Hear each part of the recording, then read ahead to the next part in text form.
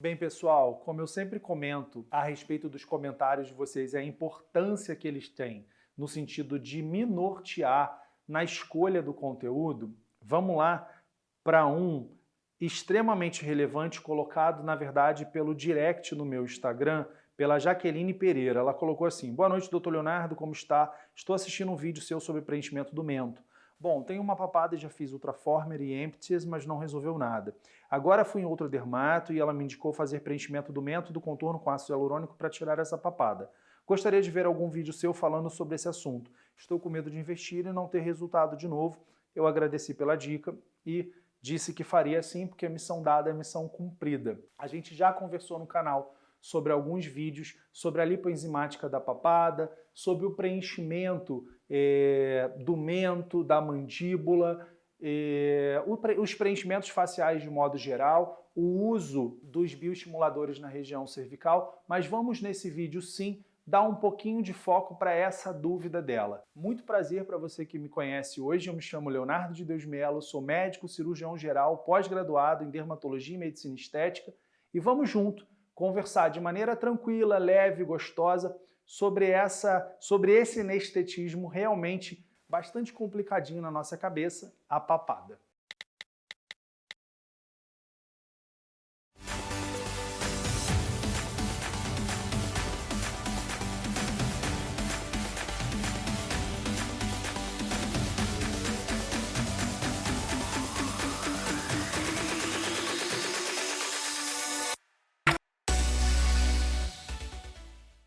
Bem, primeiro, considerar que a região da papada não é uma região anatômica muito tranquilona não, tá, pessoal? A gente está falando, na verdade, da região cervical anterior e esse pescoço anterior, ele é dividido em triângulos. O triângulo cervical anterior, ele vai ter um componente submentoniano, um componente submandibular e um componente muscular. O que eu quero mostrar com isso é que a papada e a sua vizinhança imediata, quer dizer, a transição cérvico-facial e as outras regiões do pescoço interferem no que a gente entende como papada. Alguns elementos são quase que uma verdade absoluta para a composição dessa papada. Então a própria hereditariedade, a genética, existem pessoas, eu sou um exemplo desse, eu não tenho um contorno cervical tão bem definido, eu tenho isso daqui muito caidinho desde a infância, é meu, na verdade é a herança do meu pai. E isso precisa ser considerado porque a gente quer aquele pescoço ideal, né? Aquela marquisezinha, eu brinco, que vai lá para trás e depois ela desce bem esguia.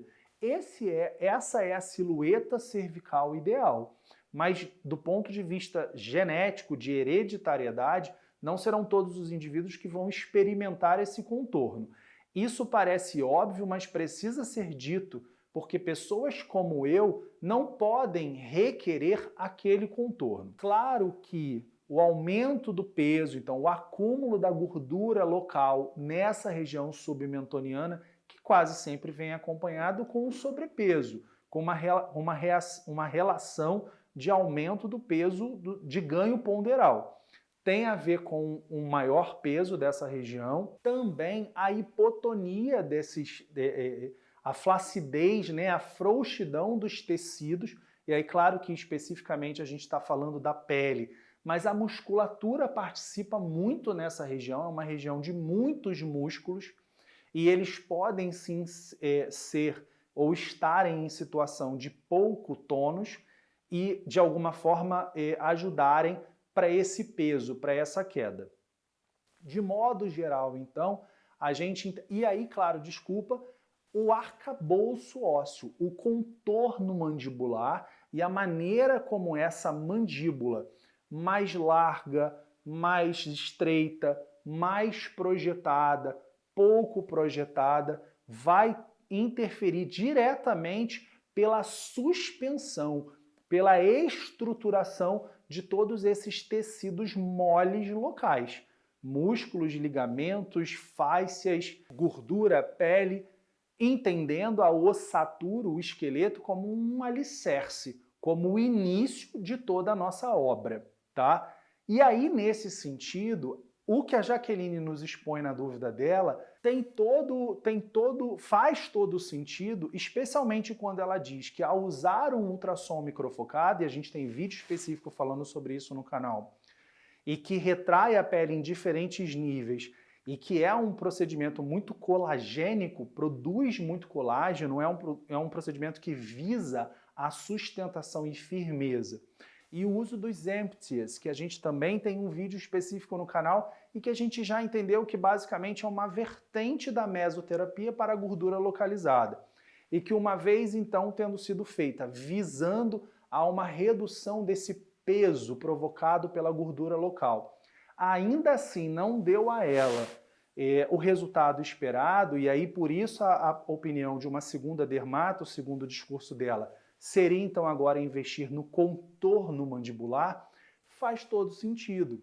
Eu não a conheço pessoalmente, a gente não fez teleconsulta, eu não avaliei essa face, mas eu mensuro a ideia, eu infiro a ideia, pegando a história dela, que provavelmente ela tem, assim, uma pouca projeção mentoniana, um contorno mandibular, tanto de margem, ângulo e ramo de mandíbula, que muito provavelmente contribuem para uma pitose, uma queda, uma pouca estruturação dessa região, dessa marquisezinha que a gente tem debaixo da face. Claro que esse preenchimento vai precisar ser pensado, porque ele pode ser muito simples, às vezes uma pouca projeção de mento já pode dar um resultado bastante melhor e relativizar, eu acho que essa é a grande palavra, relativizar a presença da papada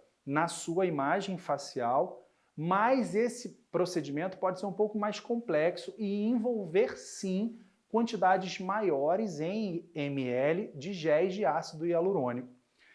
Porque a gente não teria que somente focar na projeção do mento, mas também do pré-jaw, do ângulo e às vezes um pouco do ramo da mandíbula. Na medida em que a gente traciona, a gente vai requerer que todos esses tecidos que estão aqui, ó, bobões caindo, fiquem mais esticadinhos. E não esquecer de todo o arsenal terapêutico apresentado pelas tecnólogas, tecnólogos em estética, esteticistas, biomédicos, enfim, porque a radiofrequência, a criofrequência... Pessoal, a gente tem vídeos específicos sobre flacidez no canal e eu espero que vocês procurem. Especialmente você, Jaqueline, mas todo e qualquer procedimento que seja colagênico. E aí eu gosto de começar sempre desde lá do peeling. Por isso o primeiro curso online é sobre peeling, porque o peeling de ata é um peeling muito colagênico e a gente esqueceu desses procedimentos. Quando o assunto é flacidez, eu comento isso no vídeo. E a papada eu entendo como uma flacidez, das pesadas, inclusive, a ser corrigida. Eu gosto muito dessa metáfora boba de que é uma guerra de muitas batalhas. Então, associar terapias, combinar terapias e que quase sempre sejam conhecidas por serem colagênicas, vale a pena. Você já começou certo. Eu acho que o ultrassom microfocado foi uma excelente estratégia. Até que ponto não vale parar para pensar nos bioestimuladores de colágeno? O ácido polialilático, a hidroxiapatita de cálcio. Especificamente para a região de todo o pescoço. E aí a gente não vai falar só de papada.